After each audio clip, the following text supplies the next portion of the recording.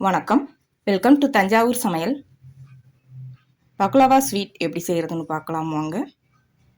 செய்கிறதுக்கு ரொம்ப ஈஸியாக இருக்கும், சாப்பிட்றதுக்கு டேஸ்ட்டும் நல்லாயிருக்கும். புதுசாக செய்கிறவங்க கூட ஈஸியாக செய்ய முடியும். அதை செய்கிறதுக்கு 2 கப் மைதா எடுத்து சலிச்சு எடுத்துக்கலாம். மாவோட கொஞ்சமாக உப்பு, ஒரு சிட்டிகை போட்டிங்கன்னா போதும். 1 டேபிள் ஸ்பூன் வினிகர், இதுக்கு பதிலாக நீங்கள் எலுமிச்சை சாறு வேணாலும் சேர்த்துக்கலாம். 2 டேபிள் ஸ்பூன் எண்ணெய் சேர்த்து இதை நல்லா கலந்துக்கலாம். உப்பு எண்ணெய் எல்லாம் சேர்த்து மாவோட நல்லா கலந்து விட்டு அதுக்கப்புறம் கொஞ்சம் கொஞ்சமாக தண்ணி ஊற்றி மாவை நல்லா சப்பாத்தி மாவு அளவுக்கு பிசைஞ்சு எடுத்துக்கலாம். இந்த அளவுக்கு இருக்கணும். இப்போ மாவு காயாமல் இருக்கிறதுக்கு மேலே கொஞ்சம் எண்ணெய் போட்டு இதை மூடி அரை மணி நேரம் ஊற வச்சுக்கலாம். இது ஊறட்டும். அதுக்கப்புறம் 1 கப் பிஸ்தா, இதை கொஞ்சம் கொரகொரப்பாகவே பல்ஸ் மோடில் வச்சு அடித்து எடுத்துக்கலாம். இன்னும் கூட கொஞ்சம் நைஸாக அடிச்சுக்கலாம். இது ரொம்ப கொரகொரப்பாக இருக்குது, இன்னும் கூட கொஞ்சம் அடிச்சுட்டு எடுத்துக்கலாம். அது இருக்கட்டும். அதுக்கப்புறம் இப்போ அரை மணி நேரத்துக்கு அப்புறம் இந்த மாவு எடுத்திருக்கேன்.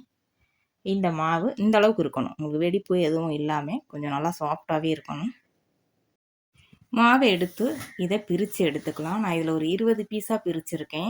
எடுத்து சின்ன சின்னதாக உருட்டி எடுத்துக்கலாம். பிரிச்சுட்டு இதை ஒன்று ஒன்றா இந்த மாதிரி அழுத்தி எடுத்துக்கலாம். அப்படி இல்லைன்னா நீங்கள் சப்பாத்தி கட்டையில் வச்சு அந்த மாதிரி ரோல் பண்ணியும் எடுத்துக்கலாம். இப்போ இதே மாதிரி எடுத்திங்கன்னா கொஞ்சம் ஈஸியாக இருக்கும், சீக்கிரம் எடுக்கலாங்கிறதுக்காக நான் இதில் எடுக்கிறேன்.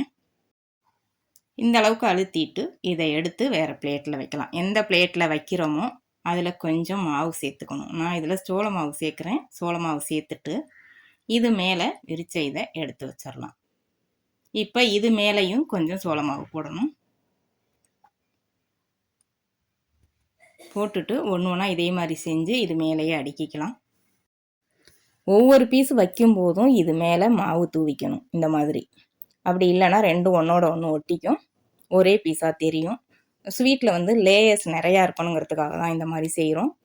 அதனால் மேலே மாவு கண்டிப்பாக போடணும். போட்டு இது மாதிரி ஒரு 10 பீஸ் வரைக்கும் அடுக்கிக்கலாம்.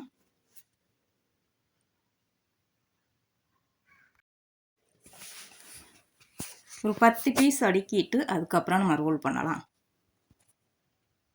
இப்போ நான் மொத்தமாக 2 கப் மாவுக்கு எனக்கு 20 பீஸ் வந்துச்சு. 20ஐயும் 2ஆக பிரித்து எடுத்துக்கலாம், 10 10ஆக. இப்போ இதில் 10 பீஸ் வச்சுருக்கேன். இதை விரித்து எடுத்துக்கலாம். நல்லா எந்த அளவுக்கு விரியுமோ அந்த அளவுக்கு விரிக்கணும். நம்ம வச்சு அழுத்த அழுத்த அது விரிஞ்சுக்கிட்டே வரும். ஒவ்வொரு பீஸும் நல்லா தின்னாக வரும். நீங்கள் கையை உள்ளே விட்டு பார்த்தீங்கன்னா விரல் வெளியில் தெரியணும். அந்த அளவுக்கு நல்லா தின்னாக தேய்ச்சிட்டு அதுக்கப்புறம் இந்த மாதிரி ரோல் பண்ணிக்கணும். இந்த மாதிரி உருட்டும் போது நல்லா டைட்டாக பிடிச்சிட்டு உருட்டணும். நல்லா உருட்டிட்டு ஒரு தடவை ரோல் பண்ணிங்கன்னா இன்னும் கொஞ்சம் நீளமாக வரும். அதுக்கப்புறம் இந்த மாதிரி சின்ன சின்ன பீஸாக கட் பண்ணிக்கலாம். எல்லாத்தையும் ஒரே சைஸுக்கு கட் பண்ணிங்கன்னா உங்களுக்கு பார்க்குறதுக்கு நல்லாயிருக்கும். இல்லைன்னா ஒன்று சின்னதாக ஒன்று பெருசாக இருக்கும். இப்போ எல்லாத்தையும் இது மாதிரி கட் பண்ணியாச்சு. கட் பண்ண பீஸை எடுத்து திரும்பவும் இந்த மாதிரி லைட்டாக அழுத்தணும். ரொம்ப அழுத்தினீங்கன்னா அந்த லேயர் தெரியாமல் போயிடும். இப்போ இதில் அரைச்ச பிஸ்தாவை இதில் வச்சுக்கலாம். பிஸ்தா வறுக்கக்கூடாது, பச்சையாக இருக்கிறத அப்படியே அரைச்சிட்டு வச்சுருக்கேன். அவ்வளோதான், வறுக்காமல் தான் அரைச்சிருக்கேன், வறுத்து அரைக்கக்கூடாது. வறுத்த பிஸ்தாவை வச்சிங்கன்னா வேகும்போது இன்னொரு தடவை வேகும், அந்த டேஸ்ட்டு நல்லா இருக்காது. அதுக்காக வறுக்காமல் வச்சுக்கோங்க. இப்போ நான் 100 கிராம் வெண்ணெய் எடுத்திருக்கேன். வெண்ணெயை உருக்கி எடுத்திருக்கேன். வெண்ணெய் இல்லைன்னா நீங்கள் நெய் கூட சேர்த்து செய்யலாம், அதுவும் நல்லாயிருக்கும். இப்போ இது ஒவ்வொரு பீஸ் மேலேயும் வெண்ணெயை கொஞ்சம் அதிகமாகவே போட்டுக்கலாம். ஏன்னா இந்த வெண்ணெயில் தான் அது வேக போகுது, நம்ம எண்ணெய் ஊற்றி எதுவும் பொரிக்கலை. இதையே நீங்கள் எண்ணெயில் பொரிக்கணுன்னாலும் பொரிக்கலாம். இப்போ நீங்கள் எண்ணெயில் பொரிக்கணுன்னா இந்த மாதிரி அழுத்திட்டு நம்ம சந்திரகலா ஸ்வீட் செய்வோம் பார்த்தீங்களா, இந்த ஓரத்தை இப்படி மடக்கி விடுவோம் இல்லையா, அது மாதிரி மடக்கி விடணும். இதை எண்ணெயில் போட்டோம்னா பிரிஞ்சு போயிடும்.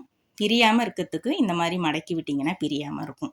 எண்ணெயில் பொரித்து எடுத்து சர்க்கரை பாகுலையும் போடலாம், அதுவும் நல்லாயிருக்கும். அது சந்திரகலா சாப்பிட்ற டேஸ்ட்டில் இருக்கும்.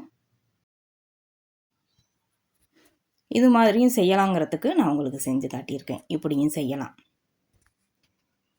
இதே மாதிரி எல்லாத்தையும் செஞ்சு எடுத்துக்கலாம். உங்களுக்கு எப்படி விருப்பமோ அப்படி செஞ்சுக்கலாம். இப்போ எல்லாம் செஞ்சாச்சு. இதை வேக வச்சு எடுத்துக்கலாம். எலக்ட்ரிக் அவன் 10 நிமிஷம் சூடாகி இருக்குது. இதில் உள்ளே வச்சு 175 டிகிரி செல்சியஸில் 50 நிமிஷம் வேக வச்சு எடுத்துக்கலாம். வேகட்டும். அதை வேக வச்சுட்டு அதுக்கப்புறம் சர்க்கரை பாகு செய்யலாம். முன்னாடியே செஞ்சிங்கன்னா ஆறி போயிடும். இதுவும் ஆறாமல் இருக்கணும், அதுவும் சூடாக இருக்கணும். ரெண்டுமே சூடாக இருந்தால் தான் சர்க்கரை பாகு அதில் ஊறுறதுக்கு சரியாக இருக்கும். 1/2 கப் சர்க்கரை, 1/2 கப் தண்ணி, ஒரு சின்ன பீஸு எலுமிச்சையை உள்ளே சேர்த்துருக்கேன். இதோடு சேர்த்துட்டு இதை சர்க்கரை கரைஞ்சி நல்லா கொதிக்கணும். சர்க்கரை கரைஞ்சதுக்கு அப்புறம் கொதிக்கும் பாருங்கள். இந்த மாதிரி கொதிக்கும்போது சிம்மில் வச்சு 10 நிமிஷம் கொதிக்க வச்சுக்கணும். இந்த பாகு கெட்டி ஆகாமல் 10 நிமிஷம் கொதிக்க வச்சுக்கணும். அப்போ தான் அந்த டேஸ்ட்டும் நல்லாயிருக்கும். இப்போ கொதிக்க வச்சு எடுத்துக்கலாம். எடுத்தாச்சு. இப்போ வேக வச்சதும் 50 நிமிஷத்துக்கு அப்புறம் எடுத்துட்டேன். இப்போ ரெண்டுமே சூடாக இருக்குது. ஊற்றும் போது இந்த அளவுக்கு இருக்கணும் சூடு. அப்போ தான் இது நல்லா ஊறும். இது மொறுமொறுன்னு இருக்கணும், ஸ்வீட்டாகவும் இருக்கணும். அப்போ தான் டேஸ்ட்டு நல்லாயிருக்கும். நல்லா சர்க்கரை பாகு படுற அளவுக்கு எல்லாத்துலேயும் நல்லா ஊற்றிட்டு ஊற வச்சுக்கலாம். இதை அப்படியே விட்டுறலாம் கொஞ்சம் நேரம் ஆறுற வரைக்கும். ஆறுனதுக்கு அப்புறம் எடுத்து நீங்கள் வேறு பாக்ஸில் வச்சுட்டு இந்த பிளேட்டில் கொஞ்சம் சர்க்கரை பாகு உள்ள கீழே நிற்கும், அதையும் இது மேலேயே ஊற்றி வச்சிடலாம். இப்போ இது நல்லா ஆறிடுச்சு. வேறு பிளேட்டில் எடுத்துட்டேன். மேலே பார்த்தீங்கன்னா சர்க்கரை பாகு உங்களுக்கு பளபளன்னு தெரியும். சர்க்கரை பாகோட பதமும் ரொம்ப முக்கியம். நம்ம குலோப் ஜாமுனுக்கு செய்கிற அளவுக்கு தான் இருக்கணும். அதுக்கு மேலே கெட்டியாயிடக்கூடாது. அது மாதிரி இருந்தால் தான் உங்களுக்கு பார்க்குறதுக்கும் நல்லாயிருக்கும், சாப்பிட்றதுக்கு டேஸ்ட்டும் நல்லாயிருக்கும். இப்போ இது எப்படி வெந்திருக்குன்னு பார்க்கலாம். கரெக்டாக வெந்து வந்திருக்கு.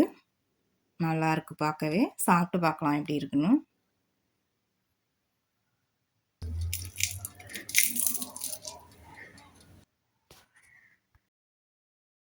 இதில் நிறைய லேயர்ஸ் இருக்கிறதுனால தான் உடைக்கும் போது இந்த அளவுக்கு நொறுங்குது. சாப்பிட்றதுக்கு டேஸ்ட்டும் நல்லாயிருக்கு. பிஸ்தாவுக்கு பதிலாக பாதாம் வைக்கலாம், முந்திரி வைக்கலாம், எள்ளு கூட வைக்கலாம். மாவு பிசைஞ்சு செய்ய நேரம் ஆகும். இந்த மாவு பிசையாமல் எப்படி செய்கிறது அப்படின்னு கேட்குறவங்களுக்கு சமோசா ஷீட்டு கடையில் கிடைக்கிது. அதை வாங்கிட்டு வந்து ரொம்ப ஈஸியாக ரொம்ப சீக்கிரமே செஞ்சு முடிச்சிடலாம். இவ்வளோ மாவு பிசைஞ்சு செய்கிற நேரம் ஆகாது. அதை இன்னும் சீக்கிரம் முடிச்சிடலாம். நீங்கள் அது மாதிரியும் செஞ்சுக்கலாம். நான் இதுக்கு முன்னாடியே நம்ம சேனலில் அந்த ஷீட்டை வச்சு செஞ்சு வீடியோ அப்லோட் பண்ணியிருக்கேன். வீடியோ லிங்க் டிஸ்கிரிப்ஷனில் இருக்குது. தேவைப்படுறவங்க செக் பண்ணிவிட்டு செஞ்சு பாருங்கள். நம்ம சேனலில் ப்ளேலிஸ்ட்டில் தீபாவளி ரெசிபீஸ்னே இருக்கும். அதில் போனீங்கன்னா நிறைய ஸ்வீட்ஸ் ரெசிபி இருக்குது. செக் பண்ணிவிட்டு செஞ்சு பாருங்கள். வீடியோ பிடிச்சிருந்தா வீடியோவை ஷேர் பண்ணுங்கள். தஞ்சாவூர் சமையலுக்கு சப்ஸ்கிரைப் பண்ணுங்கள். தேங்க்யூ.